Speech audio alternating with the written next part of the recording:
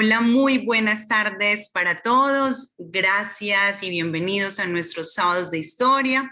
Gracias por participar en la programación de Campestre Virtual, pensada especialmente para ustedes, nuestra comunidad del Club Campestre de Cali. Hoy, sábado 4 de septiembre, tenemos un día muy especial y estamos celebrando justamente el Día Deportivo por la Sostenibilidad Ambiental, todos unidos por el cuidado del medio ambiente, diferentes actividades, los diferentes deportes de nuestro club, hoy con diferentes ejercicios, dinámicas, justamente para seguir todos unidos trabajando por el medio ambiente.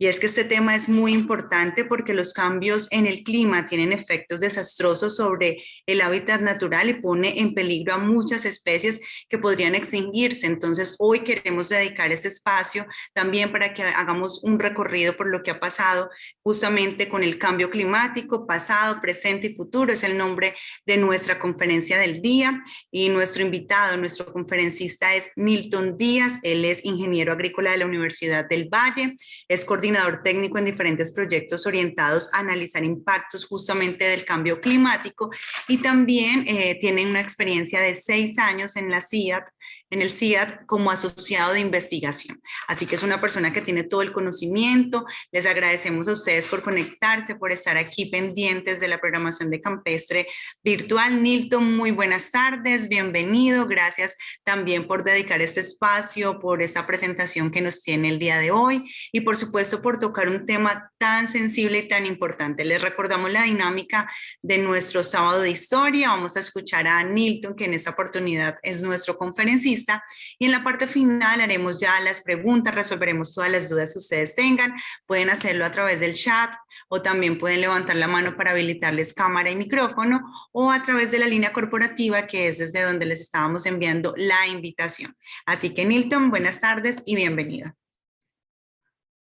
Buenas tardes, Lorena. Muchísimas gracias por la invitación. Pues para nosotros es un placer poder estar en esos espacios y compartir con ustedes un poco de lo que nosotros trabajamos desde el CIAT y lo que hemos ido encontrando en todas estas investigaciones que hemos venido trabajando. Les voy a compartir un poco tu pantalla para colocar un poco a todo. Listo, como comentaba Lorena, pues mi nombre es Nilton Díaz, soy ingeniero agrícola de profesión. En este momento estoy cursando una maestría en gestión integral del recurso hídrico y digamos que toda mi experiencia ha sido muy encaminada hacia la investigación en torno al cambio climático y los efectos que tiene en diferentes tipos de entornos, ¿no? En la agricultura, en los recursos hídricos, en la biodiversidad. Entonces, de alguna manera hemos venido trabajando en esos temas, ayudando en el apoyo pues, de planes de cambio climático a nivel nacional, pues, en otros países también hemos trabajado con estos proyectos. Y pues les voy a comentar un poco como de todo lo que hemos encontrado y quiero empezar haciendo como un recuento de dónde viene, digamos, todo esto del cambio climático, desde donde los expertos han empezado como a colocar unas líneas imaginarias para identificar desde dónde vienen todos estos impactos. Esa sería como la parte pues, del pasado. El presente es colocarnos en este momento en el que estamos, mirar qué es lo que se ha logrado en términos de investigación y hacia dónde se pueden dirigir, digamos, nos podemos dirigir nosotros como humanidad. Entonces, como visionándonos en que estamos en un momento, en un punto de quiebre bastante importante. Entonces, eso les iré hablando un poco más adelante. Bueno, entonces, para arrancar, quisiera entrar como a colación de un término que no quiero como ahondar mucho en él, pero es sobre el antropoceno. Actualmente, bueno, hace algunos años los expertos han visto que el impacto de los seres humanos ha sido tan grande en el planeta que decidieron que de un momento que todavía no ha sido definido, todavía los expertos no saben en qué momento colocar el inicio del antropoceno, pero lo que sí es evidente es que en este momento nuestra acción en la Tierra, nuestra acción en la Tierra ha cambiado dinámicas naturales, se ha cambiado y ha alterado todos los ecosistemas en la Tierra. Y pues lo otro es que no tenemos como una evidencia científica de qué tanto se ha alterado y qué tanto se puede revertir. Entonces, un poco de eso les quiero comentar, entendiendo que el antropoceno es esa era donde los seres humanos dominamos todo el planeta y no hay zona en el planeta que no esté dominada por el ser humano, que pues si nos ponemos a ver en términos de las especies es desastroso. Entonces, un poco de los antecedentes, comentarles pues que hace 2.500.000 años es donde se evidencia la primera huella humana en la Tierra, aparece el género Homo habilis. con alguna influencia en el medio ambiente, pero muy incipiente. Apenas estábamos como estrenando pues, el planeta, por así decirlo, como una especie.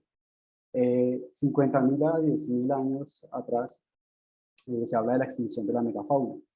Evidencia científica dice que en América del Norte se perdieron cerca del 72% de grandes mamíferos, en América del Sur un 83% y en Australia un 88%.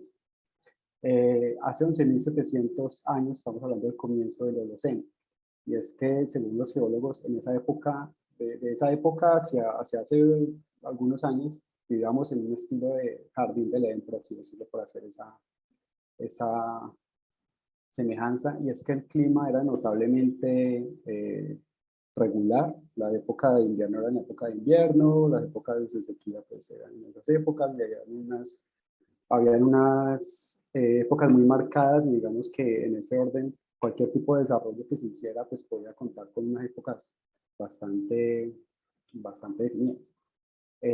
Digamos que el clima era establemente a nivel global para esa época. Para esa época también se empieza a hablar del desarrollo de la agricultura y algunas civilizaciones. Pero también cuando las civilizaciones empiezan a crear, también empieza a desplazarse desde lo rural hacia lo urbano.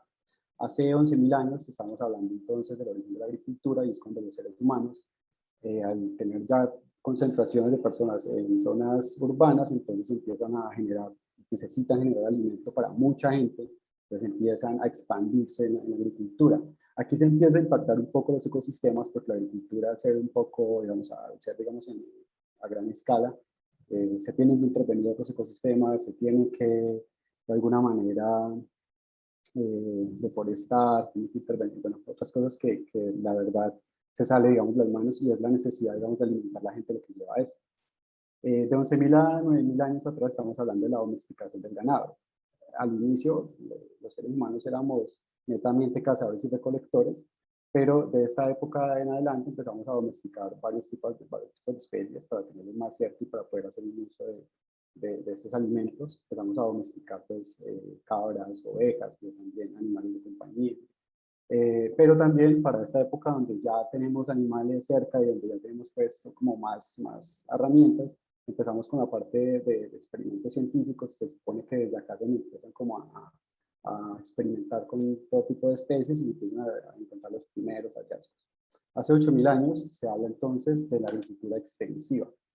La agricultura extensiva, como ya les comentaba, a medida de que necesitemos más terreno para hacer la agricultura, pues necesariamente se va a tener que modificar ecosistemas.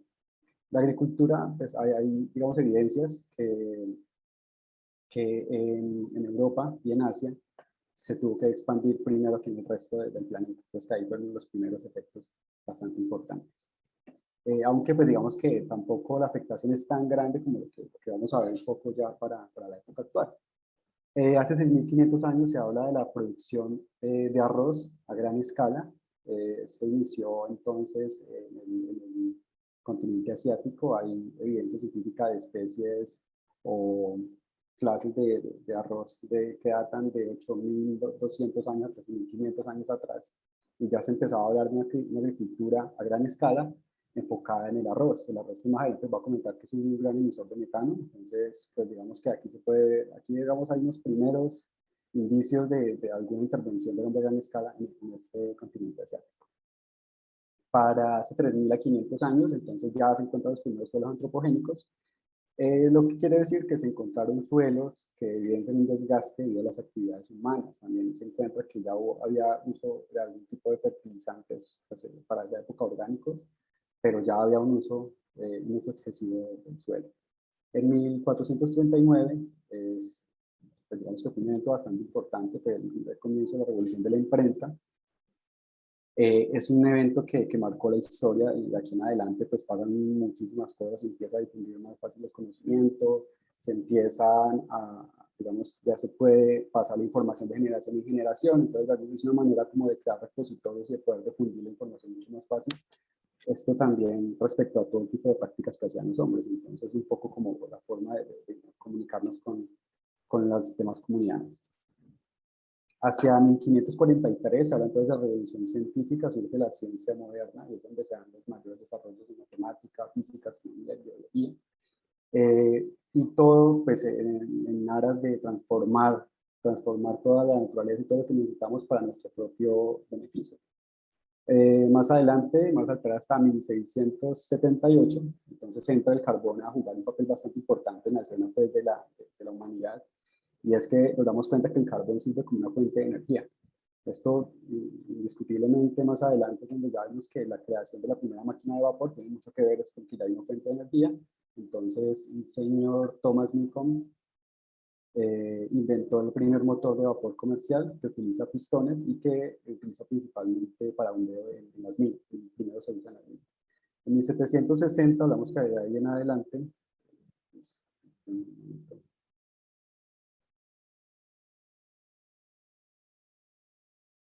¿ahí me escucha mejor? Lorena. Nilton, si es que tenemos un comentario, que si podrían subir el volumen, que se escucha en un tono muy bajo, entonces no sé si tal vez son los audífonos y tratar de que se escuche mucho más claro para nuestro público. Hagamos un ensayo. Voy a intentar solamente desde el computador y ustedes me dicen qué tal escuchan. Vale.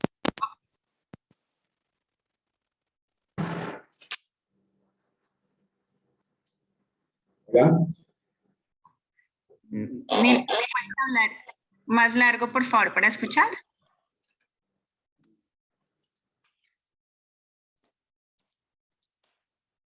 Háblanos sin los audífonos a ver cómo nos va.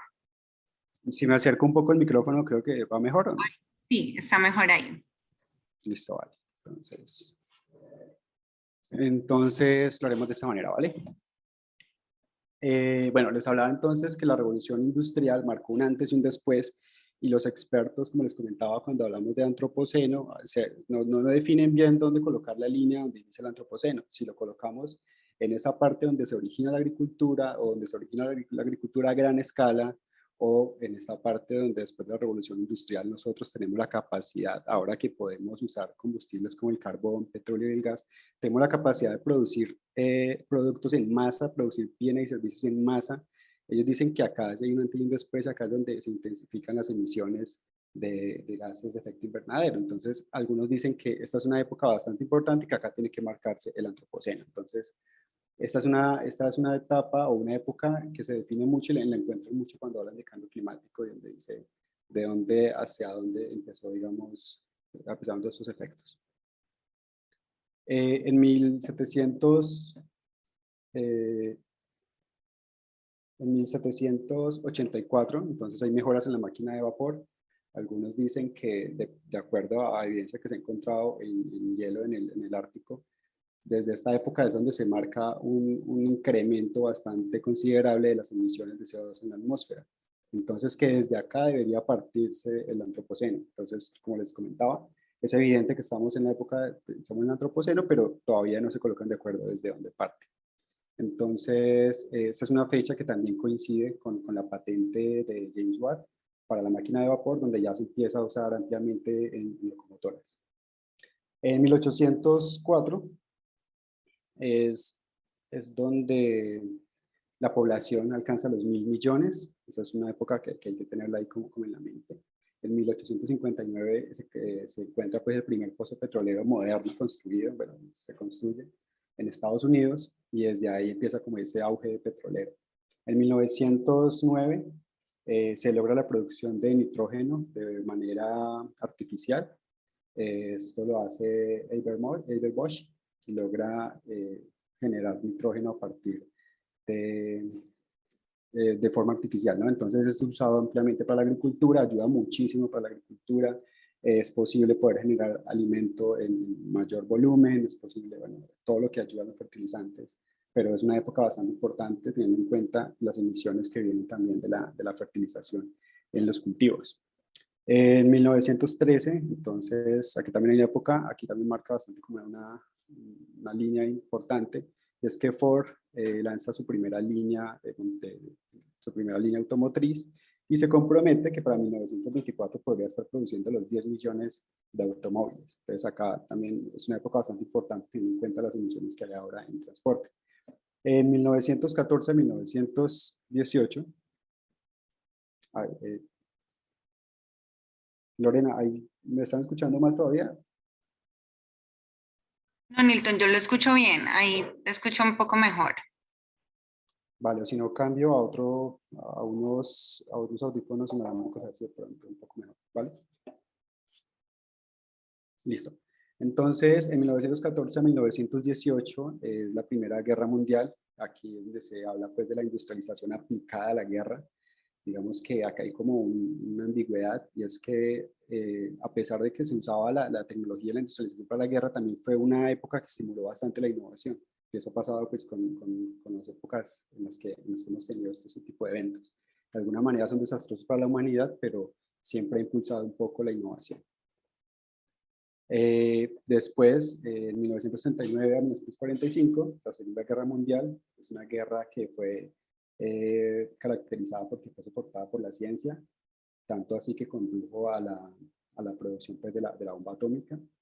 Para 1945 comienza entonces la era atómica, cuando el 16 de julio de 1945 el mundo entró pues, en la era atómica.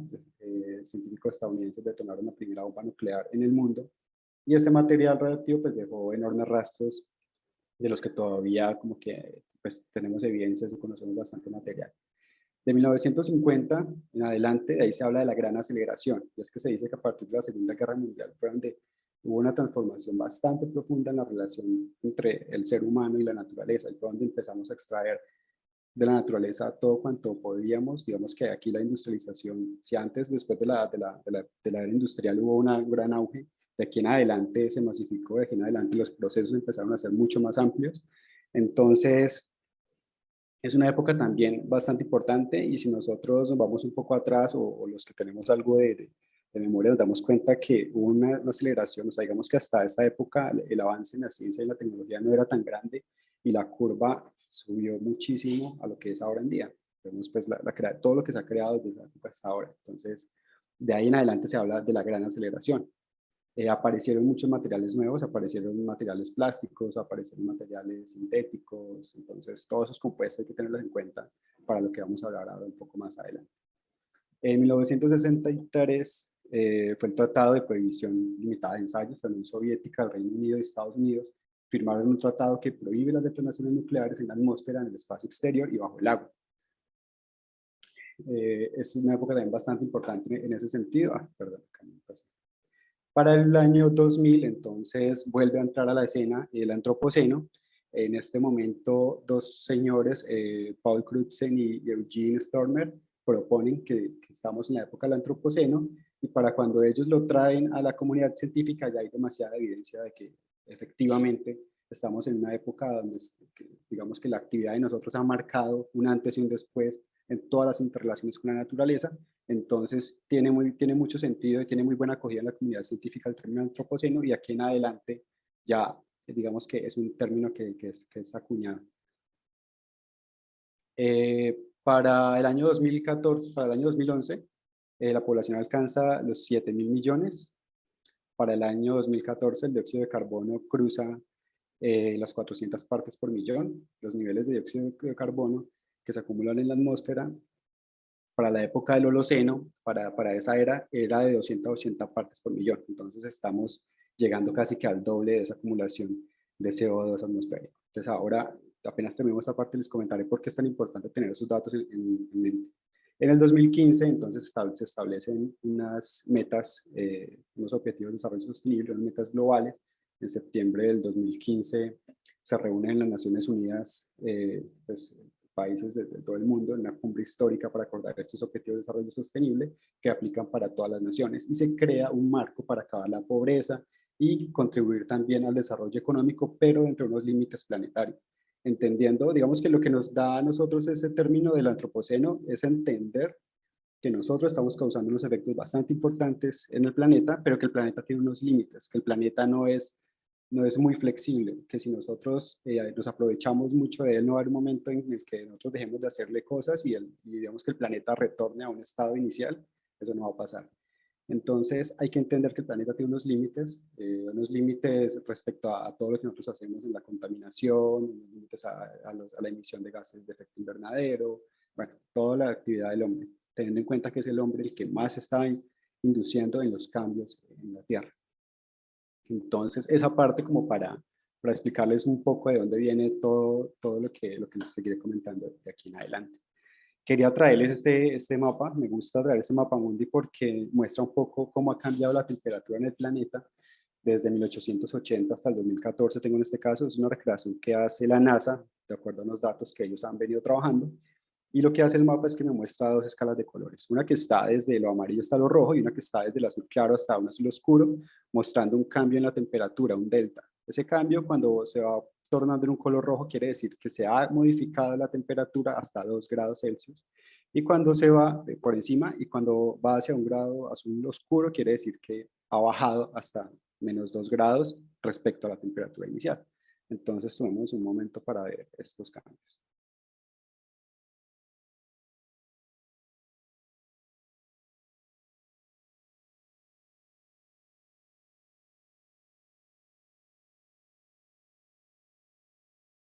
Acá para esta época más o menos estamos hablando entonces de la revolución industrial.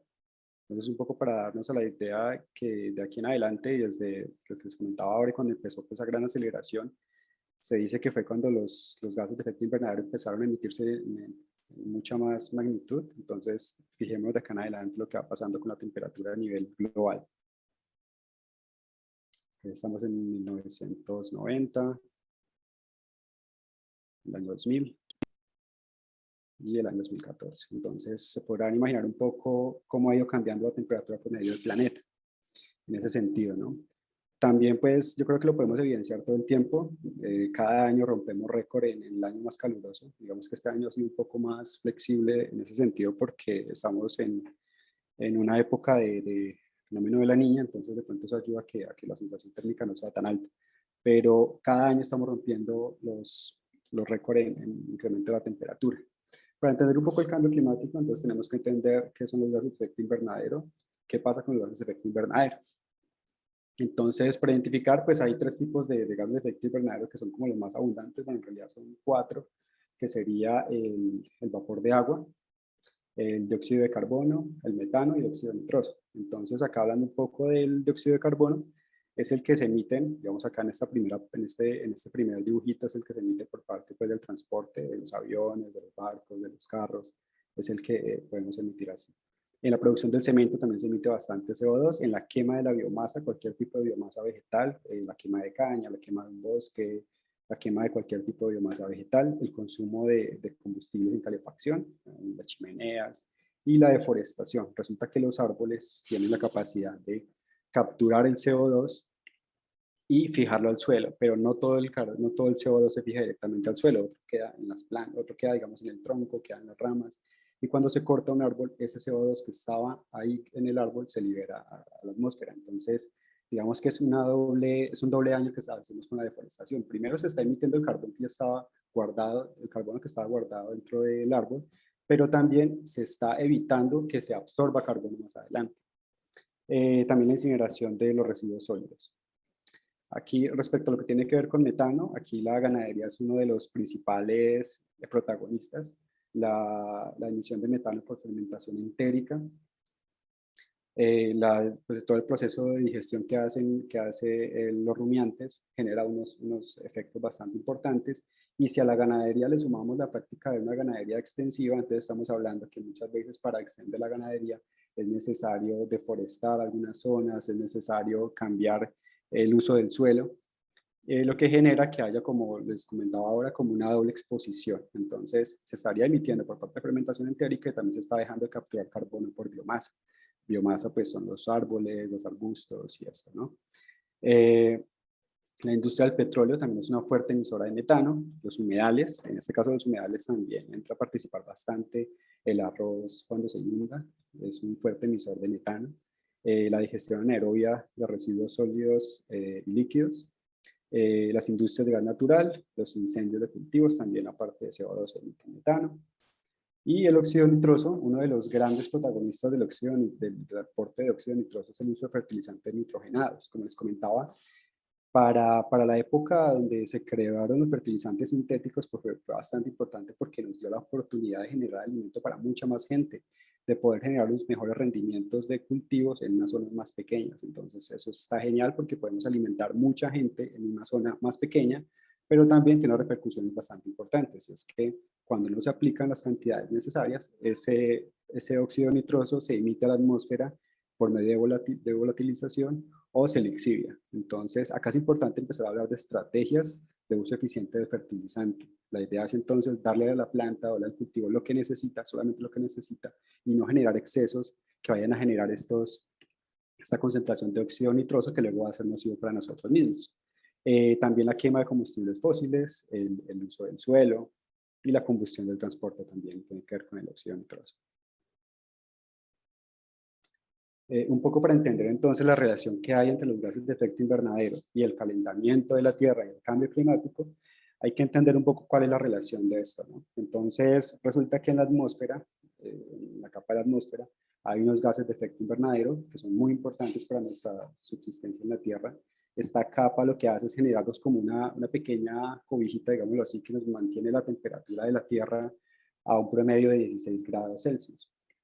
Si esta capa no existiera, si no existiera la forma de retener esos gases aquí en esta capa, la temperatura de la Tierra promedio dicen que podría llegar a ser hasta de menos 18 grados Celsius, lo que quiere decir que bajo estas condiciones la vida en la Tierra no se podría dar de la manera en que la conocemos. Entonces, de alguna manera, este efecto invernadero es bueno para nosotros, permite que podamos llevar la vida como la llevamos, permite que las especies se estén como las conocemos y se dé la vida como la conocemos, pero cuando hay un exceso de gases de efecto invernadero, lo que hace es que cada vez se concentre mucho más calor y hay unos gases que tienen una capacidad de capturar mucho más carbono que otros. Por ejemplo, el metano tiene la capacidad de capturar 25 veces más que el CO2. Entonces, hay unos gases que son mucho más nocivos en ese sentido y los otros que se demoran bastante tiempo en la atmósfera antes de ser liberados. En la capa de ozono antes de ser liberados a la atmósfera. Los científicos, desde que empezaron a medir la temperatura en la Tierra, se dieron cuenta y fue notorio que se estaba elevando, pero fue bastante desconcertante que no se encontraba una relación directa, o sea, no había una relación directa entre por qué se calentaba la Tierra con todo lo que estaba pasando y todo lo que estaba sucediendo en ese momento. Lo quisieron asociar un poco con la radiación solar, pero pues no tiene ningún sentido, con las actividades volcánicas y tampoco tiene ningún sentido, hasta que alguien le dio por compararlo con los gases de efecto invernadero y se dieron cuenta que tenía una relación muy semejante. A partir de este momento, entonces empiezan a estudiar bastante los gases de efecto invernadero y se empieza a experimentar hasta que se encuentra, pues, que sucede todo este fenómeno que ya les he venido comentando. Un poco para entrar a este tema, quisiera comentarles que, pues, en la COP21 que se realizó en París, pues digamos que desde hace algunos años varios países se han venido reuniendo, nos hemos venido reuniendo para hablar de cambio climático y qué vamos a hacer frente a esto que está ocurriendo. Y los países pues nos hemos comprometido a hacer acciones o a ejecutar acciones para reducir los gases de efecto invernadero, para adaptarnos al cambio climático. Y es acá donde los países desarrollados entonces se comprometen a ayudarnos a nosotros, los países en vía de desarrollo, financiando proyectos de conservación, proyectos que tienen que ver pues, con la reducción de gases de efecto invernadero, con mejorar tecnologías. Bueno. Entonces, aquí hay como un antes y un después respecto a eso. Aquí ya hay un auge de proyectos que tienen que ver con el cambio climático, con la mitigación del cambio climático, pero también con la adaptación del cambio climático. Y son dos conceptos que tocaré más adelante, mitigación y adaptación, como para tenerlos en cuenta. Quise traer este paralelo acá porque en la COP21 la idea es comprometernos a no exceder en 2 grados Celsius el promedio de la temperatura del planeta. Entonces, parece que 2 grados Celsius son muy poco, parece que es fácil de llegar a esa meta, pero la verdad es un reto bastante importante y desde ya muchos expertos están diciendo que no lo vamos a lograr. Bueno, entonces acá hago un paralelo, no sé, quiero pasar este paralelo que aparece en un informe de la tercera comunicación de cambio climático del IDEA, donde dice que cada grado de temperatura realmente cuenta y es bastante importante. Entonces es un paralelo entre lo que pasaría con la temperatura normal de la Tierra y lo que pasaría con la temperatura normal de un ser humano. Entonces dice que con 1 grado Celsius más, el Ártico podría perder la mitad de su extensión glaciar. En el ser humano dice que la temperatura promedio del ser humano es de 36 a 37 grados Celsius, pero si se eleva a 37.5 grados Celsius, ya estaríamos hablando que empezamos a sentir malestares, deshidratación, lesiones herpéticas en los labios, bueno, ya empezamos como a sentir que hay un efecto bastante importante. Si se sube a 2 grados, estamos hablando que en la Tierra se podrían estar extinguiendo los osos polares y los insectos podrían comenzar a migrar. Y en el ser humano, si llegamos a 39 grados Celsius, estaríamos ya hablando de taticardias y disnea. Subámoslo un poco más, llegamos a cuando se sube un poco hasta 4 grados Celsius, dice que podría desaparecer Venecia y parte de Egipto. Y si el cuerpo llegara a 41 grados Celsius, estaríamos ya alucinando, estaríamos teniendo delirios y somnolencia. Y llegándolo pues a un grado más crítico, más 6 grados Celsius en la Tierra, dice entonces que podría parecerse al periodo creático, cuando solamente el 18% de la superficie de la Tierra estaba sobre el nivel de las aguas. O sea, prácticamente extinguiríamos la vida en la Tierra si llegamos hasta ese delta de temperatura. ¿Se acuerdan cuando les mostraba la temperatura en el planeta cómo iba cambiando y cómo el color rojo iba siendo más cerca a 2 grados Celsius? Es como para entender que 2 grados, a pesar de que se vea muy poco, es bastante importante. Y estamos hablando de la temperatura promedio del planeta. Quiere decir que en unas regiones del planeta va a ser mucho más notorio que en otras. En las regiones donde normalmente han sido regiones secas, van a ser mucho más secas. Y regiones donde no, pues yo creo que desde ahora lo estamos viendo un poco. Creo que ahora es mucho más tolerante estar en Bogotá con un polo como estos a como era hace 10 y 20 años, que era, o sea, podría estar en la calle en Bogotá con una camiseta. Entonces, de alguna manera, esto ha ido cambiando y nosotros no notamos y no vemos que sea tan importante 2 grados, pero la temperatura promedio del planeta es muy, muy importante. Y lo que tiene que ver con las especies, lo que tiene que ver con la flora y fauna, es bastante importante y más adelante les mostraré los resultados que encontramos para unos estudios que hicimos en el Valle del Cauca, que vale la pena analizar en ese sentido. Entonces, esta gráfica lo que hace es, bueno, a partir de todas estas reuniones de varios países y a partir pues, de la evidencia científica que hay, cuando ya nos damos cuenta que la acumulación de CO2 en la atmósfera es la que nos está definiendo el cambio de temperatura, entonces empezamos, bueno, la comunidad científica empieza a trabajar mucho en lo que tiene que ver con el cambio climático. Acá entra a jugar un papel bastante importante los estadísticos, los biólogos, bueno, los ingenieros, y empezamos a hacer proyecciones de cambio climático. Entonces, para explicarles un poco esta gráfica que se ve un poco enredada, a ver si puedo colocar acá un láser. Listo. Esta es la emisión histórica, ¿no? O sea, estos son los gases de efecto invernadero que estamos emitiendo en la atmósfera hasta este momento. Digamos que nos ubicamos acá en el 2020, ¿cierto? De aquí en adelante hay 4 escenarios de cambio climático. Digamos que estos escenarios parten de un momento, digamos que este es el presente, es aquí donde vamos a tomar decisiones bastante importantes para el planeta, lo que va a pasar de aquí en adelante. Está en nuestras manos si bajamos las emisiones de efecto invernadero o si las mantenemos o si seguimos como veníamos. Entonces, el escenario más pesimista es este RCP 8.5, el cual afirma que no hacemos ningún tipo de acción de mitigación, no hay ningún tipo de acción que tenga que ver con la adaptación, con nada, y seguimos como vamos, y digamos que la economía y toda la industria y todo lo que ha contribuido bastante a estas emisiones de gases de efecto invernadero continúa tal como está. En ese sentido, estas serían las emisiones y para el año 2100 estaríamos hablando de un incremento de la temperatura promedio del planeta hasta 5.4 grados Celsius. Es bastante grande y bastante aterrador, teniendo en cuenta lo que les acabo de comentar. Hay otro escenario que es el RCP 6. Para este RCP, supuestamente, de aquí en adelante nos empezamos a regular un poco en las medidas.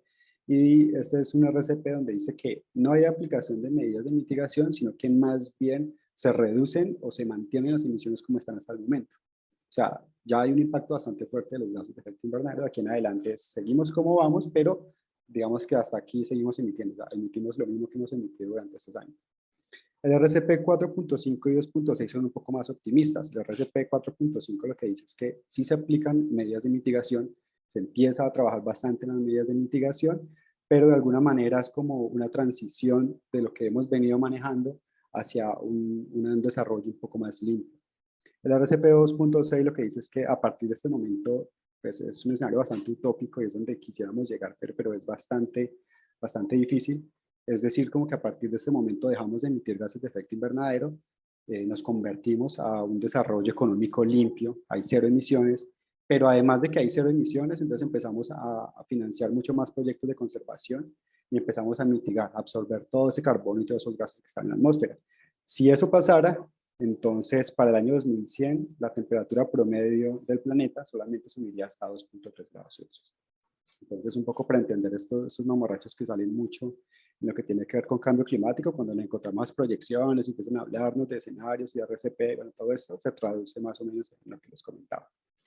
Esto pues, me gusta traerlo para mostrar un poco la evidencia del cambio climático, y es que en Colombia lo podemos ver. Colombia pues no estamos ajenos a nada de esto, y acá está el Parque Nacional del Cocuy en 1960 y en 2016. Entonces vemos la capa, como la capa de nieve, cómo ha cambiado, ¿no? También acá al lado derecho está el Nevado del Ruiz desde 1959 hasta el 2016. Evidencias del cambio climático, como les comentaba, hay una composición atmosférica diferente, hay una acumulación de gases de efecto invernadero importante en la atmósfera, CO2, metano y dióxido nitroso, pero también ha cambiado bastante en el clima, y es que ha incrementado la temperatura promedio del planeta y se han incrementado los episodios de calor extremo. El cambio climático tiene un impacto bastante fuerte en la variabilidad climática, entendiendo la variabilidad climática como cambios en el clima, pero a corto plazo, fenómeno del niño, fenómeno de la niña. Entonces vemos que cada vez hay episodios de sequía más fuertes, más prolongados, pero también hay unos episodios de precipitación abundante, cada vez hay lluvias más fuertes en unos periodos muy localizados. Entonces acá nos encontramos inundaciones, deslizamientos, bueno, y todo lo que ya conocemos. También hablamos entonces de sequías. Las sequías, pues digamos que en este sentido afectan muchísimo los cultivos, entonces acá hay un componente bastante importante. Hablamos también del incremento de huracanes, en el caso de lo que pasó recientemente, bueno, hace algunos años en San Andrés, donde nunca había pasado un evento de estos. Ya va a ser mucho más factible que haya un huracán cerca de nuestras playas, porque todas las condiciones climáticas las hemos modificado por el mismo actuar pues, de nosotros. En cuanto a lo que tiene que ver con el océano, aumento del nivel del mar, aumento de la temperatura promedio del océano, disminución de la extensión del hielo ártico, aumento del dióxido de carbono y acidificación de los océanos y contaminación de los océanos en general.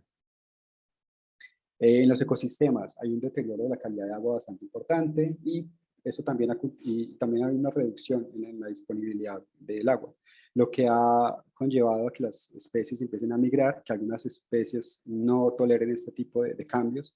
Hay especies que se van a adaptar mucho más a un incremento en la temperatura, hay otras que no lo van a tolerar para nada y van a empezar a extinguirse. Desde ya se habla de muchas especies que se han extinguido, y es también considerar que todavía no conocemos todas las especies del planeta. Entonces se extinguen las que conocemos y es un número bastante importante, pero también hay especies que no conocemos que posiblemente ya no existan y no nos vamos a dar cuenta. Disminución de la resiliencia, lo que les comentaba, hay especies que sí se van a poder adaptar, hay otras que definitivamente no. Expansión de enfermedades. Hay un caso que estudiamos acá en el Valle del Cauca, y es ver que el área de incidencia de la Aedes aegypti es mucho mayor cuando hay un clima más cálido. Entonces, con el incremento en la temperatura promedio del Valle del Cauca, el Aedes aegypti, por ejemplo, va a empezar a migrar a unas zonas más altas y va a poder expandir enfermedades mucho más rápido, y eso va a pasar pues con otras especies. Y la alteración de la disponibilidad de bienes y servicios, eso también es bastante importante. En cuanto a lo que tiene que ver con la sociedad, las olas de calor tienen un impacto bastante fuerte en la salud, en la mortalidad por el consumo de agua insalubre, entendiendo pues que una disponibilidad menor de agua también va a conllevar a que sea más difícil disolver contaminantes de cualquier tipo de actividad económica que se realice, lo que va a generar que el agua sea más insalubre y que más comunidades empiecen a sufrir pues, de enfermedades. Enfermedades respiratorias también, alergias, aumento de daños por eventos extremos, lo que les comentaba sobre estos eventos de lluvias, eventos de precipitación van a ser más localizados y más fuertes, posiblemente entonces van a incurrir en inundaciones, en deslizamientos, en avalanchas. Y normalmente, y pues para estos casos, casi siempre la sociedad o las comunidades más vulnerables son las que están ubicadas en zonas de alto riesgo. Entonces, es bastante importante en este caso tener esta variable. El acceso limitado al agua, la migración climática, desde ya estamos hablando de migrantes climáticos, es que algunas zonas no van a ser viables para la permanencia o para la subsistencia. Entonces, vamos a tener que estar migrando a unas zonas que tengan mejores condiciones. La pérdida de la productividad agrícola, les comentaba que pues, la agricultura depende enteramente de unas buenas condiciones de suelo y de una buena disponibilidad de agua. Si esto no hay, pues tendremos que migrar y serán suelos improductivos y tendremos que movernos a otras zonas, lo que va a hacer que de pronto tengamos que intervenir más ecosistemas, tengamos que dañar más el medio ambiente para poder establecer, para poder comer nosotros, ¿no? Esto también lo tengo como evidencia del cambio climático y es un poco la relación directa que hay entre el incremento en la población humana y el incremento de la concentración de CO2, y es que tiene una relación muy, muy semejante. Entonces, estos puntos que vemos acá es la concentración de CO2 en la atmósfera, y esta línea amarilla es cómo ha ido creciendo la población humana pues, en el planeta. Como les comentaba, es totalmente ajustado a la realidad, pues entre más personas existan, más personas tenemos que alimentarnos, más personas tenemos que, vamos a necesitar servicios, vamos a necesitar movilizarnos, vamos a necesitar muchas cosas. Es acá donde es importante también generar una conciencia sobre qué es lo que realmente necesitamos, porque también estamos en una era donde el consumismo nos ha llevado a comprarlo, el último celular, a comprar, a estar cambiando de vehículo, a tener 2, 3 carros por casa. Entonces, es acá donde también tenemos que preguntarnos eso, qué es lo que realmente necesitamos y si en realidad necesitamos consumir todo eso que nos vende y que nos llega de todo el tiempo, pues, lo que tiene que ver con estas compañías que producen en masa y lo que nos, pues, digamos que somos víctimas y estamos atentando contra nosotros mismos al final de esto. Posiblemente nosotros y pues los que estamos en este momento acá no vamos a ver digamos, estas repercusiones en nosotros, pero sí en nuestros hijos, en nuestros nietos, y son los que en últimas pues van a llevar como la peor parte de todo esto. Entonces es impresionante ver este incremento exponencial de la población humana y cómo cada vez la humanidad va a requerir más y más espacio. Algunos hablan que para el 2100, para podernos sostener, digamos, viablemente los seres humanos, vamos a necesitar otro planeta o hasta 2 planetas más. Entonces, bueno, esto como para tenerlo ahí un poco en la cabeza. Eh, esta parte de acá es un poco raro, pero cuando les explique ya van a tener más conciencia, y es que este es el último reporte del IPCC. Este reporte salió hace como un mes. Es el último reporte donde muestra cómo ha ido cambiando la temperatura en el planeta. Entonces es igual al primer mapa que les mostré, y es que cuando este rojo se va haciendo mucho más fuerte, quiere decir que ese delta de temperatura va llegando más a los 2 grados por encima de la temperatura promedio, y entre más oscura, pues quiere decir que era más baja la temperatura promedio. El planeta tiene este comportamiento, quiere decir que aquí en esta época donde estamos viendo un calentamiento bastante fuerte. Suramérica tiene un comportamiento muy similar y Colombia pues no está lejos de esa tendencia, aunque hemos tenido por acá unos altibajos que posiblemente se deban a eventos de variabilidad climática, ¿no? Y aquí abajo muestra la proyección de cambio climático bajo un escenario, normal, digamos un escenario de los más factibles, como les comentaba al principio, puede ser el RCP 6.0 o el 4.5, y muestra que evidentemente para el 2100 vamos a tener unos cambios en la temperatura para todos los meses del año. Aquí está mes a mes, unos cambios bastante importantes. Esto fue algo pues desde lo que nos dijeron los expertos para este reporte, de que estamos viendo efectos del cambio climático en todas las regiones del planeta. Ya no es como tan marcado, antes se hablaba como que no, es que se está incrementando el nivel del mar, se están descongelando los casquetes polares. Ahora estamos hablando que hay efectos en todo el planeta, y eso es lo que les comenta acá este experto. Desde la cima de las montañas hasta el fondo del océano estamos sufriendo por ese incremento en la temperatura. Y aquí otro experto nos dice que para estabilizar el clima vamos a necesitar fuertes y rápidos reducciones de gases de efecto invernadero, y llegar a esta emisión cero, a esta emisión neutral, y limitar las emisiones de gases de efecto invernadero de otros contaminantes, especialmente el metano. Esto puede tener beneficios bastante importantes para el clima, pero también, digamos, para la salud. Acá les quiero mostrar esta imagen. Esta imagen la encontré en la NASA, en la página de la NASA encuentran bastante información, hay muchísima información, toda disponible, totalmente asequible, sobre evidencia del cambio climático. Entonces, este es un glaciar en Alaska. Esta foto fue tomada en 1920, dice que entre 1920 y 1940, y esta foto es en el 2005. Entonces, para ver un poco esos cambios bastante notables, ¿no? En Colombia pues también hemos trabajado esos cambios en la temperatura, y acá les voy a mostrar un poco cómo, creo que,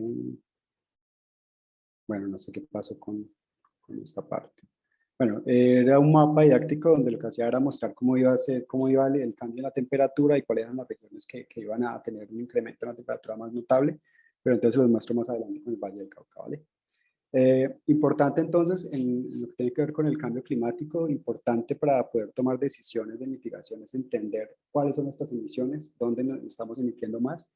De ahí la importancia entonces del inventario de gases de efecto invernadero, y es que es la forma de nosotros medirnos y compararnos contra otros países y mirar qué estamos haciendo para reducir esos gases. Entonces, hay varias categorías, un poco para entender este monacho acá, es que tenemos una parte que es todo lo que tiene que ver con energía, otra parte que tiene que ver con procesos industriales, otra que tiene que ver con agricultura, la silvicultura y uso del suelo, algo que tiene que ver con los residuos y otra parte que tiene que ver más con la parte agrícola. Entonces, cada una de estas actividades tiene unas emisiones de gases de efecto invernadero. Finalmente, lo que se hace es pasar todo y estandarizarlo a uno solo, que es el CO2 equivalente. Eso nos sirve para nosotros para poder entonces compararnos y para poder evaluar lo que estamos haciendo. Entonces, en realidad, esto es lo que se estaría emitiendo de CO2. Digamos que esta es la fracción que aparece acá. Esto sería metano, esto sería óxido nitroso, y eso tendría que ver con las absorciones. Entonces, así como medimos lo que estamos emitiendo a la atmósfera, también tratamos de medir lo que estamos absorbiendo. Entonces, zonas en conservación, proyectos de reforestación, cultivos, todo lo que nos ayude, todo lo que sea biomasa, que nos ayude a absorber gases de efecto invernadero, también lo tenemos bastante en cuenta. ¿Esto qué, para qué nos sirve? Para qué les digo, para poder medirnos a nosotros mismos en el tiempo cómo estamos actuando, si estamos reduciendo nuestras emisiones por sector, cómo vamos, pero también para saber si nuestras acciones de mitigación están teniendo un impacto y realmente están absorbiendo ese CO2 que estamos emitiendo. Respecto a Colombia, digamos que estas son las emisiones. Aquí estamos hablando de las emisiones, solamente de emisiones. Aquí vemos que hay unos departamentos que son más emisores que otros. El Valle del Cauca está entre los que más emiten. Y las absorciones están a este lado, entonces quiere decir que estos son los departamentos que tienen más capacidad, de pronto porque tienen más zonas de conservación, tienen más zonas de reforestación, bueno, han protegido un poco más sus ecosistemas y tienen esas zonas que nos permiten absorber ese CO2. Y estas son las emisiones netas. Cuando hablamos de emisiones netas, quiere decir que es lo que nos queda de restar, lo que estamos absorbiendo con lo que estamos emitiendo.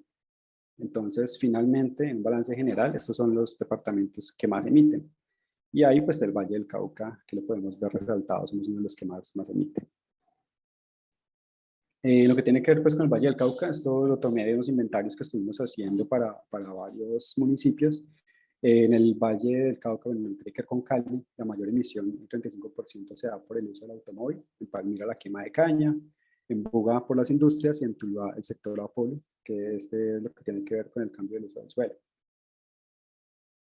Un poco para entender entonces los efectos del cambio climático en la sociedad, entonces ya creo que les he comentado algunos de estos datos, pero entonces se evidencia una crisis del agua bastante fuerte, empezaríamos a hablar de desastres climáticos, avalanchas, derrumbes, les comenté sobre eso, la menor disponibilidad hídrica y el sobreuso del suelo podría generar que los suelos cada vez sean, digamos, menos viables para producir alimentos, estaremos hablando de escasez de alimentos, pérdida de la biodiversidad, cada vez estamos impactando muchos más ecosistemas, cada vez estamos haciendo que las especies tengan que desplazar y esto va a hacer que toda nuestra biodiversidad se vaya perdiendo. Fallo de infraestructuras, entonces hay que tener en cuenta que las infraestructuras que nosotros tenemos han sido ejecutadas bajo unos lineamientos técnicos en los cuales de pronto no estaba contemplado grandes precipitaciones o pronto caudales en los ríos mucho más grandes, entonces vamos a empezar a ver este tema también. Gobiernos desbordados, ya vamos a empezar a notar que va a ser un tema que también va a tener mucho que ver con la gobernanza. Crisis de refugiados climáticos, en este caso, aumento de epidemias, y para un caso extremo estaremos hablando que pueden haber guerras. Muchos expertos dicen que para dentro de unos años la guerra no va a ser por el petróleo ni por las minas, sino que va a ser por el agua y por la biodiversidad, y pues en ese caso los países del sur somos los que mayor recursos tenemos, mayor recursos hídricos tenemos, y por eso somos como tan atractivos para las multinacionales. De pronto nosotros vamos a estar en la lupa para cuando esto ocurra. Les comentaba hace un rato que una manera de ver la acumulación de CO2 en la atmósfera es a través de los casquetes polares, y es que en Antártida se pueden sacar unos fragmentos de hielo muy grandes y hay burbujas que quedan atrapadas dentro del hielo, y esas burbujas, cuando se hace la prueba, se puede determinar desde hace cuánto están ahí atrapadas. Dentro de esas burbujas hay CO2 atmosférico, y con eso podemos medir la concentración de CO2. Entonces, normalmente hemos tenido esos picos de CO2 en la atmósfera, y eso pues también, como les comentaba, tiene una repercusión en la temperatura, pero de alguna manera eso se ha estabilizado otra vez. O sea, hemos tenido unas épocas de picos y hemos vuelto a la normalidad y hemos tenido unos picos. Pero a partir de 1950, y fue la época donde les comentaba que se dice que es la época como les comentaba, bueno, donde se aceleró pues, todo tipo de producciones. De aquí en adelante, los niveles de CO2 han sido históricos. Nunca en la historia del planeta habíamos tenido esas concentraciones de CO2. Entonces, es, digamos, un factor bastante importante, y es de acá donde, digamos, donde salió toda esta preocupación por el tema del cambio climático. Acá para mostrarles un poco a nivel mundial cuáles son los países que más emiten. Entonces está Estados Unidos, tenemos a Rusia, tenemos a China. Bueno, digamos que aquí nosotros no tenemos el gran protagonismo en este sentido. Y acá un poco para compararlo en términos de cantidad de emisiones, pues está China, eh, digamos que mostrando pues, que es el principal emisor, seguido de Estados Unidos, de Europa, y nosotros estamos por acá muy pequeños, nosotros no emitimos tanto. Pero lo que pasa con el cambio climático y con la acumulación de gases de efecto invernadero es que a todos nos compete. O sea, que ese calentamiento no sea solamente donde se emite, porque la atmósfera es compartida con todo el planeta. Entonces, ese calentamiento y esos efectos los sufrimos toda la humanidad de la misma manera. Así el que más emita sea China, así ellos estén muy lejos de nosotros, estén al otro lado, pero esos efectos son globales. Bueno, acá lo que les quería mostrar se traduce un poco el mapa que no me alcanzó a reproducir ahora, y es que nosotros para el Valle del Cauca trabajamos para la elaboración del plan de cambio climático departamental, y usamos, pues en este caso trabajamos muchísimo con probabilidades de efectos del cambio climático, y tenemos unos mapas de incremento de la temperatura en grados Celsius. Con estos mapas de temperatura, de precipitación, humedad relativa, podemos nosotros recrear situaciones que nos ayudan a mirar qué va a pasar con nuestros recursos. Entonces, para mostrarla acá rápidamente, hicimos esto desde el punto de vista de los ecosistemas, y nos dimos cuenta que el ecosistema de páramo va a cambiar muchísimo en relación con la temperatura que vamos a tener para el año 2040. Lo que vemos a este lado, este es el páramo de las Hermosas, aquí está Farallones y aquí está el páramo del Duende.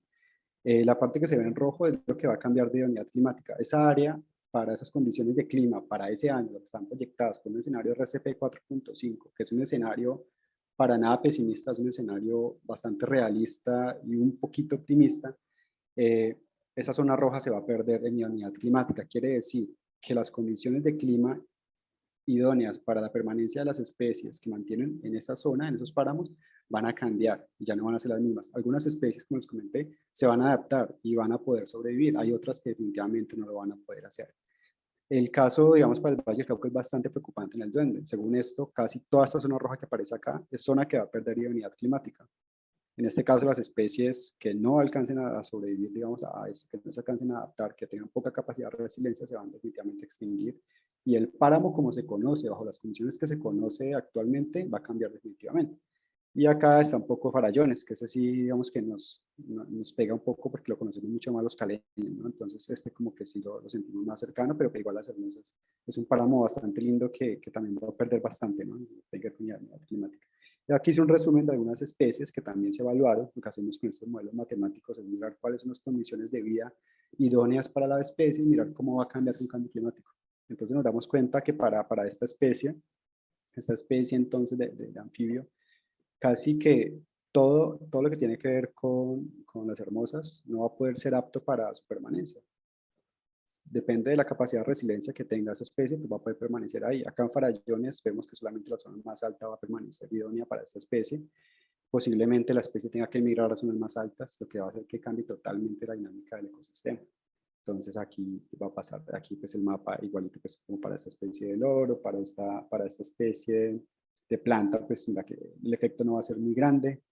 Y así, bueno, digamos que este tipo de experimentos, este tipo de cosas se han venido haciendo desde la investigación, un poco para entender qué es lo que va a pasar con nuestros recursos naturales, con nuestros ecosistemas, y así poder tomar acciones, así poder hablar de adaptación y mitigación desde ya. Bueno, acá les comentaba, también lo hicimos para algunos cultivos, vimos que algunos cultivos van a cambiar en unidad climática, acá traje el ejemplo del aguacate, hay zonas que van a cambiar y no van a ser aptas para el establecimiento del cultivo, y vamos a tener que desde ya tomar acciones y empezar a hablar si para ese desarrollo económico es necesario hablar de sistemas de irrigación, bueno, cualquier tipo de medida que nos ayude a contrarrestar estos efectos. En el CIAD hemos trabajado para muchos cultivos, hemos trabajado bastante ese tema, entonces digamos que desde ya nos estamos preparando para ese clima al que vamos a enfrentar. Y esta parte, aquí es lo que les comentaba ahora, que hay unos, el Aedes aegypti, es el que transmite el dengue, el zika y el chikungunya, con un escenario de cambio climático, que es RCP 4.5. Esta zona verde que aparece como más fosforescente es una zona que no era de idoneidad climática para esa especie, pero que ya va a empezar a ser idónea para ella, o sea, ella se va a empezar a mover por todas estas zonas. Quiere decir que hay regiones del Valle del Cauca donde no había presencia de la Aedes, por lo tanto no había dengue, zika y chikungunya, y para este tipo de escenario, pues ya nos vamos a tener que preocupar también por estas enfermedades, ¿no? Para el recurso hídrico también hicimos un análisis parecido, se hizo una modelación hidrológica de todo el Valle del Cauca, se hizo una modelación hidrológica de todo el río Cauca, bajo estas condiciones, y se estableció que hay unas cuencas que van a tener un impacto bastante fuertes y que van a reducir la disponibilidad de agua para consumo humano, para agricultura, bueno, todo, y que hay unas condiciones que van a favorecer para digamos, adaptarnos a esto, pero van a haber otras condiciones que definitivamente no. Entonces, si lo vemos resumido en un mapa de vulnerabilidad, entonces hay unas zonas del Valle del Cauca que tienen una gran vulnerabilidad en lo que tiene que ver con la disponibilidad de recursos hídricos ante escenarios de cambio climático. Entonces, la vulnerabilidad es muy alta cuando va siendo rojo y es muy baja cuando va siendo verde. Esto solamente asociado al cambio de disponibilidad del recurso hídrico. Acá como unas cuencas un poco más cerca, pero digamos que la esencia es la misma. Entonces, no voy a explicar las medidas, sino que voy a explicar un poco qué tiene que ver con adaptación y mitigación. Entonces, cuando hablamos de mitigación, siempre vamos a hablar de reducir emisiones de gases de efecto invernadero. Toda acción que tenga que ver con capturar gases de efecto invernadero va a ser una acción de mitigación.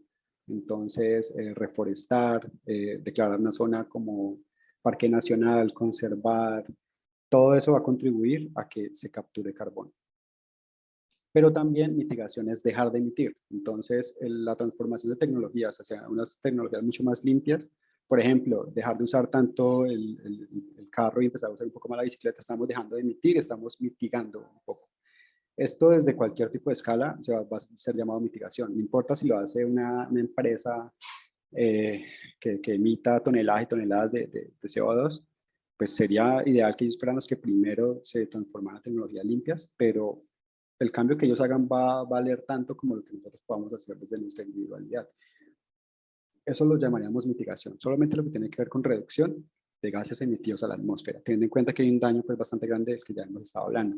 Y adaptación quiere decir que evidentemente ya hay un cambio en el clima, va a haber un incremento en la temperatura, las precipitaciones van a cambiar y nos tenemos que adaptar porque igual tenemos que seguir adelante. Entonces, todas las acciones que hagamos para adaptarnos al cambio climático, eso va a ser solamente adaptación. Entonces, cuando hablamos de adaptación, hablamos, por ejemplo, de aplicar sistemas de riego para unos cultivos que de pronto no van a tener las condiciones de clima necesarias para desarrollarse, digamos, cambiar a las personas que están en zonas de alto riesgo, poblaciones que estén aledañas a ríos que se puedan crecer, bueno, todo lo que tenga que ver a transformarnos y a, digamos, a usar esa palabra que ha estado como tan de moda últimamente, a reinventarnos para seguir adelante, eso va a ser adaptación.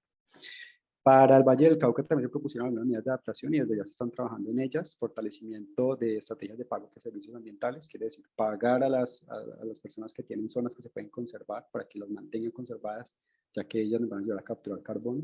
Restauración de suelos para uso agrícola, entonces contribuir a la agricultura y de pronto evitar que haya expansión de la frontera agrícola. Y acá este es un mapa que nos muestra idea, y es que algunas zonas, bueno, aquí en el Valle del Cauca van a tener más potencial de adaptación que otras, de pronto por las condiciones que tengan. Entonces, entre más grande, entre más verde sea el mapa, quiere decir que más capacidad de adaptación tiene. Y entre más grande sea el círculo, quiere decir que están aplicando más acciones de adaptación. Desde la COP21, como nosotros estamos ahí, nos comprometimos a empezar a trabajar acciones de mitigación y adaptación. Casi que en todo el territorio se está hablando de adaptación y mitigación, entonces desde ya se están implementando acciones, desde ya hay países europeos que están invirtiendo en la mitigación acá para nosotros, en la adaptación, y desde ya se está trabajando bastante este tema. Entonces, los puntos focales que les mostraba al inicio, que es el transporte, un poco la ganadería y la agricultura, desde ya se están trabajando en planes por todo el país. Un ejemplo es el ProNDC, que ya se está trabajando y se están ejecutando acciones de mitigación ya en campo. Se le está enseñando a las personas en campo qué es el cambio climático, cómo se contribuye al cambio climático y cómo adaptarse y cómo mitigar, explicarles que hay opciones de trabajar mejor los suelos, cambiar un poco esos paradigmas también, por lo menos en la agricultura, cambiar esa idea de que la ganadería, por ejemplo, es entre más veamos el ganado como en una zona abierta y entre más lo veamos ahí, quiere decir que eso es más opulencia.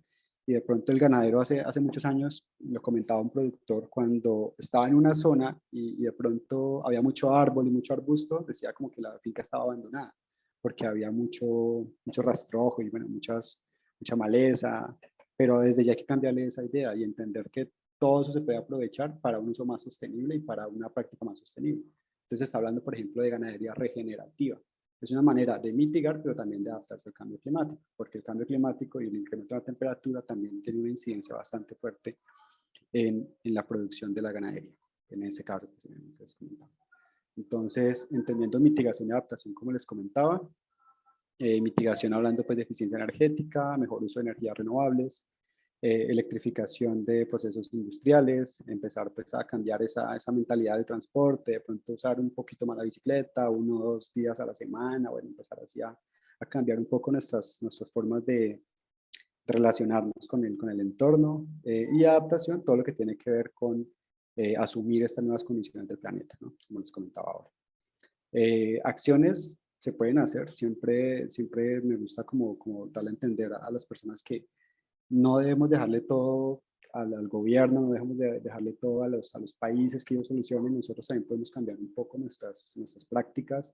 Podemos, como les comentaba, podemos usar un poco más la bicicleta, podemos, digamos, empezar a mirar qué es eso de la energía solar, cómo podemos nosotros instalar paneles solares de pronto, cómo podemos reciclar y empezar a comprar electrodomésticos que no consuman tanta energía, mirar lo que compramos, de pronto empezar a contribuir a la agricultura orgánica, alimentos más sostenibles, mirar la procedencia, mirar, digamos, que toda nuestra casa esté en buenas condiciones, que no estemos desperdiciando agua, que no estemos desperdiciando energía, y empezar como a tener esa conciencia, ¿no? De pronto no demorarnos tanto en la ducha. Bueno, hay muchas cosas que podemos ir trabajando desde ahora y podemos ir cambiando esa mentalidad. De hecho, yo creo que desde ya las generaciones que vienen ya vienen con un chip bastante diferente un poco, y es que, pues no sé, creo que para nosotros no era, hace unos años no era para nada loco botar la basura, no sé, en la calle. Ahora un niño ve a alguien botando la basura en la calle y es un escándalo, como que, bueno, papá, ¿qué estás haciendo? Bueno, ya estamos hablando que hay unas acciones que ya vienen metidas ahí en nuestra cabeza, ya ahorita, digamos, la gente se está convirtiendo más al vegetarianismo, al veganismo, se está empezando a movilizar más en bicicleta, entonces de pronto sí hay cositas que la gente ha ido asumiendo, ya la gente habla más de agricultura orgánica, ya creo que ha ido cambiando un poco el chip, pero nos falta bastante información de esta, hay muchísima, los invito a buscarla, a explorar un poco, hay bastantes mapas interactivos en la página de la NASA, es genial para esto. Entonces, nada, espero que les haya quedado un poco claro pues de dónde viene todo eso. Quise mostrarlo así, mostrar un poco la procedencia de todo esto, mostrar dónde estamos actualmente, qué ha pasado y hacia dónde nos proyectamos, ¿no? Digamos que, como dicen los expertos, estamos en un punto de quiebre. Las decisiones que tomemos de aquí en adelante va a ser lo que va a pasar de aquí a unos, a unas varias décadas.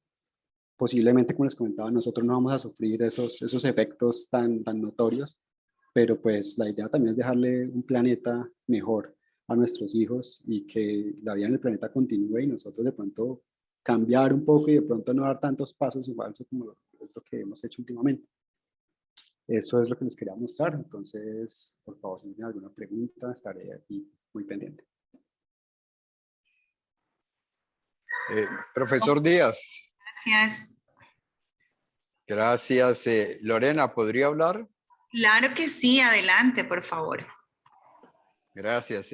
Sí, tengo algunas inquietudes para el profesor Díaz.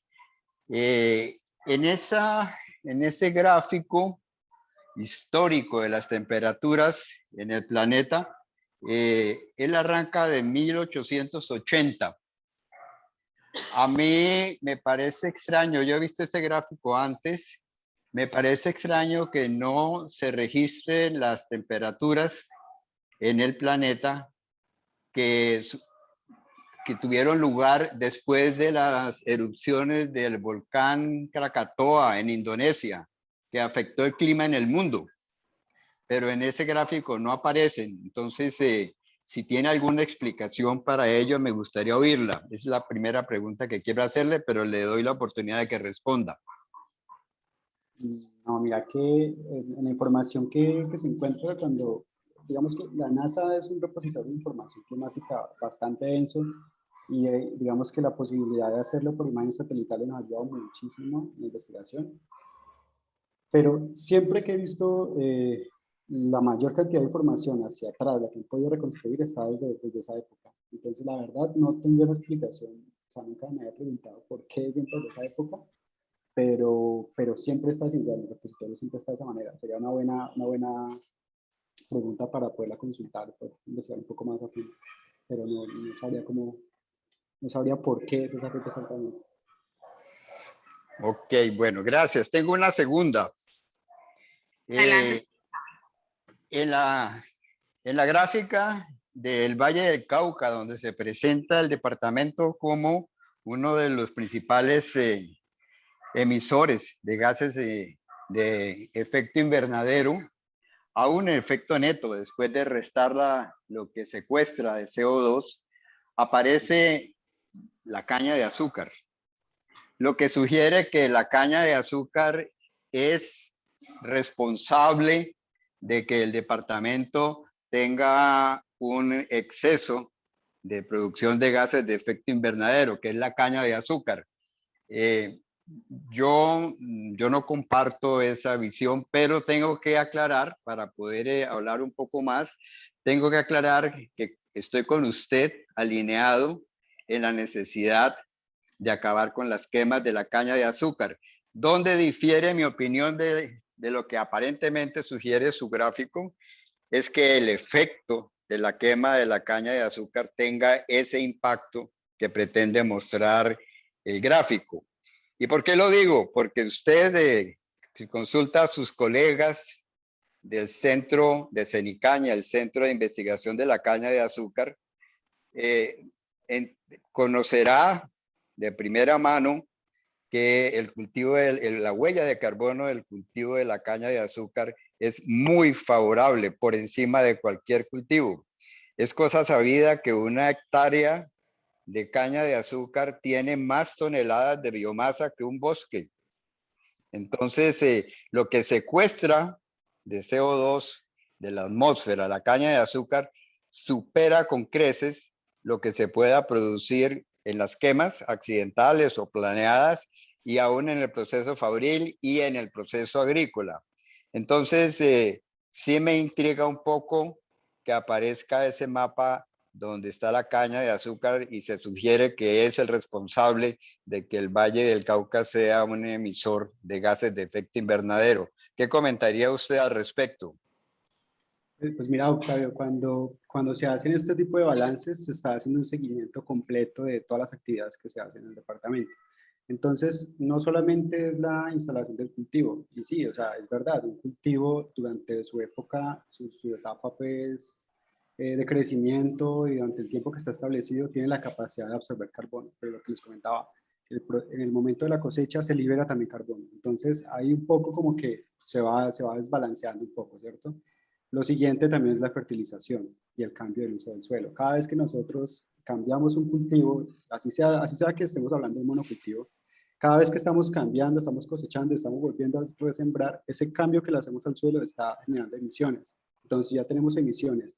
Una que es por solamente el hecho de cosechar, parte del carbono que ya tenía la planta se libera, el carbono que no alcanzó a fijar en el suelo, y el carbono que está en el suelo cuando se hace el proceso, donde se pasan las rastas, donde empezamos a hacer el tratamiento del suelo, libera más contaminante, bueno, más gases de efecto invernadero, pero también el fertilizante que se está aplicando, el proceso, los procesos industriales que estén, digamos, derivados de la caña. Entonces, si bien el cultivo y todos los cultivos en general tienen la capacidad en algún momento de su etapa fenológica de capturar carbono, va a haber un momento donde es necesario liberarlo, a menos de que estemos hablando de unos cultivos perennes, ¿no? Por ejemplo, el aguacate, o estamos hablando del café, que son cultivos que van a estar mucho más tiempo mucho más en el tiempo y van a tener más tiempo digamos, de poder generar esa captura de carbono, ¿cierto? Entonces, cuando se hace el balance, de pronto esa diferencia no es tan grande. En cambio, la caña sí, ¿no?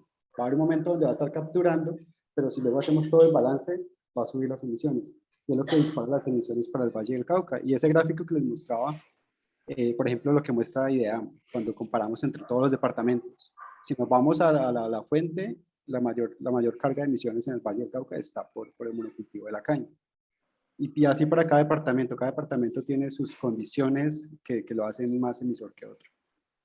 Bueno, perdón que sea reiterativo en el tema de la huella de carbono de la caña de azúcar, y la verdad lo invito a que hable con sus colegas de CENICAña, del Centro de Investigación de la Caña de Azúcar, porque el efecto neto de todo el cultivo, todas las fases, hasta la producción de energía eléctrica, la cogeneración, quemando el bagazo, el efecto neto es positivo en el sentido de secuestrar CO2. La caña de azúcar, a diferencia de otros cultivos de ciclo semestral, no implica renovación cada que se cosecha, de manera que garantiza una cobertura del suelo por varios años, por un lado, y por otro lado, si tenemos en cuenta la cantidad de raíces del orden de 30 toneladas por hectárea, que es una de las variedades nuevas de caña, la cantidad de raíces que dejan en el suelo en el momento de la cosecha, raíces que significan CO2 secuestrado. Entonces, pocos cultivos tienen esa posibilidad. Pero bueno, el punto es que usted considera que la caña de azúcar es el principal aportante de gases de efecto invernadero y está pasando por alto el transporte y está pasando por alto las fábricas. Entonces, yo creo que sí hay que hacer un poco más de investigación antes de, digamos, proponer esa idea de que es la caña la responsable de que el Valle del Cauca esté en la posición donde está. Es mi opinión. Vale. Lorena, yo quería pedir la palabra. Y bueno, agradecemos al señor Octavio, como siempre, por sus opiniones, por su información. Y claro que sí, adelante a la persona también. Lorena, es que acabo de escuchar al señor Octavio y yo pienso que el señor Octavio, su información es parcialmente cierta. Y le quiero comentar lo siguiente, señor Octavio. Yo le sugiero que lea el decreto 1449 de 1977, donde ese decreto en la protección de bosques ordena que toda propiedad de más de 50 hectáreas, el 10% tiene que ser en bosque. En promedio, la propiedad de los cañicultores es de 65 hectáreas y no cumple con el decreto. Y ese 10% podría servir muchísimo para capturar carbono. Y le quiero comentar lo siguiente, la diferencia entre la caña y un bosque es que el bosque es un gran generador de vapor de agua, un gran generador de oxígeno y captura carbono. La caña, todo lo contrario, es un gran demandante de agua y tiene una huella hídrica gigantesca. Quiero que tenga eso muy presente. Fuera de eso, el manejo del cultivo de la caña genera una compactación de los suelos. Cuando usted tiene que subsolar a 60, 70, 80 centímetros, usted está generando en el fondo una compactación. Entonces, y fuera de eso, que tener un monocultivo, el cual usted no menciona, es un gran daño para la biodiversidad del Valle del Cauca. Rompe los corredores biológicos. La unión entre el río Cauca y las dos cordilleras se rompió. Entonces yo pensaría que usted debería revisar mucho más la literatura que está hablando sobre los cultivos, sobre el tema de los monocultivos y su impacto sobre el medio ambiente. Muchas gracias. Yo le quiero contestar al señor Gustavo Moreno lo que estaba mencionando ahora. Se me interpretó que yo estoy proponiendo cambiar bosque por caña de azúcar. No fue esa mi intención. Conozco de lejos las ventajas ecológicas del bosque. Por supuesto, la diversidad de especies que se da en el bosque, en la caña, en la caña la diversidad es precaria. Ahora que la mitad del área no se quema, hemos vuelto a ver fauna que había desaparecido hace mucho tiempo. Y bueno, yo comencé diciendo que me alineaba con el profesor Díaz en el sentido de esperar que se acaben las quemas de la caña de azúcar. Entrarnos en el tema de si es monocultivo, si no lo es, si tiene ventajas, no tiene ventajas, pues daría para otra charla y prefiero no opinar sobre el tema, que nos salimos, pero sí quiero dejar claro que no estoy proponiendo destrucción de bosque para sembrar caña. Estoy resaltando una característica de la caña, es que secuestra tanto CO2 y genera tanta biomasa que no hay ningún otro cultivo que lo haga, sean bosques o sean frutales o sea lo que sea. Esa es la ventaja de la caña de azúcar, por supuesto. Hasta ahí quisiera aclarar. Vale, solamente como para redondear un poco el tema, los datos que yo les mostré, digamos que, o sea, muy aparte de mi apreciación personal, son datos que viene manejando el IDEA para todo el país, son estudios que manejan ellos, que son pues, los que tienen que manejar el tema, son los encargados de hacer los balances de carbono. Entonces, digamos que no es mi opinión personal en ningún momento, sino que estoy transmitiéndoles algo que es que lo está diciendo una autoridad ambiental como el IDEA. Y digamos que en ese sentido es muy importante porque siempre el IDEAM ha estado muy abierto a los centros de investigación. Entonces, en la medida que Senicaña pueda demostrar y pueda sacar toda esa investigación a flote y mostrarla para el IDEAM, va a cambiar un poco las cifras. Eso sería, pues, digamos, optimista en ese sentido. Pero reiterar que lo que les estoy mostrando nada es mi apreciación personal, sino es información que ya han trabajado otros expertos. Yo haría una sugerencia para todos los que están escuchando, y es que si no lo han hecho hasta ahora, visiten una hacienda que se llama El Atico, en las cercanías del Cerrito Valle, donde coexisten bosque, caña, bovinos. Es un verdadero ejemplo de lo que se debe hacer cultivando caña de azúcar. Usted lo acaba de decir, debe ser, pero el Atico es la excepción de la regla. Y le quiero decir una cosa, cuando se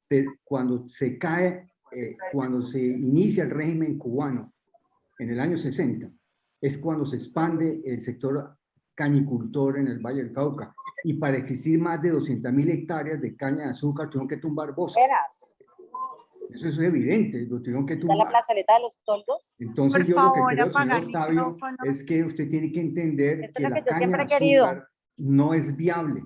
En los próximos 20 años, cuando la pérdida hídrica de todas las cuencas del Valle del Cauca, como lo acaba de señalar ahora el señor Díaz, no van a tener agua. Y la caña de azúcar es gran demandante de agua, pero mucha agua. De tal manera que yo sugiero que replantee su visión de futuro de la caña de azúcar. Gracias por la sugerencia. Solamente una observación. Toda la agricultura que se practica en Europa se hace en lugares que fueron bosque primero y que fue deforestada para practicar agricultura. Eso vale para Europa, para Estados Unidos, para América. O sea, siempre la cobertura vegetal del planeta era con bosque y la hemos cambiado por cultivos. La culpa la tienen los 7.800 millones de habitantes que tiene el planeta y que hay que que hay que alimentar, pero eso es otro tema. Bueno, agradecemos a todas sus intervenciones, al señor Octavio, bueno, a todas las personas que en este momento están opinando acerca de este tema. Por supuesto, no le hemos dado el agradecimiento a Nilton por este espacio, por todo lo que nos ha contado. Realmente uno queda preocupado con todo lo que está pasando en nuestro planeta, con todo este tema, y es importante ese llamado hoy justamente que nuestro club se está llevando a cabo este día deportivo por la sostenibilidad ambiental, de entender que todos podemos contribuir, por mínimo que sea esa ayuda al planeta, lo que decías en algún momento, todo lo que se puede hacer desde el hogar, desde la familia, desde nuestro entorno, así que seguirlos invitando para que contribuyamos con todo este tema del medio ambiente. Listo, Lorena, ahí tiene mi correo electrónico, cualquier duda, cualquier cosa con la que les pueda ayudar, con mucho gusto. Bueno. Muchísimas gracias, no sé si alguien más tiene alguna otra pregunta, comentario. Bueno, al parecer no tenemos... Lorena, yo quería darle las gracias a Nilton Díaz porque tomó el trabajo de hacer una presentación muy rica en imágenes, en datos. Sí, y nosotros, nosotros que estamos en los Juegos Panamericanos Junior, la vamos a aprovechar. Y muchas gracias, Nilton, muy amable. así es. Nilton, muchísimas gracias por esa presentación, por la información, por esos datos. Como usted lo decía, no es una apreciación de Nilton, sino realmente una información que se tiene, así que le agradecemos mucho que la comparta, toda la información que tenemos, y también seguirlos invitando porque el próximo martes, en nuestros martes de bienestar y desarrollo del ser, tendremos justamente una conferencia de ahorro de energía y ahorro de energía y dinero con el sol. Es todas las soluciones de energía solar para el hogar. Y es justamente eso, ese llamado que queremos hacer desde el Club Campestre de Cali para que sigamos cuidando nuestros recursos. Nosotros somos reserva natural de la sociedad civil y es importante que entre todos sigamos unidos por el medio ambiente.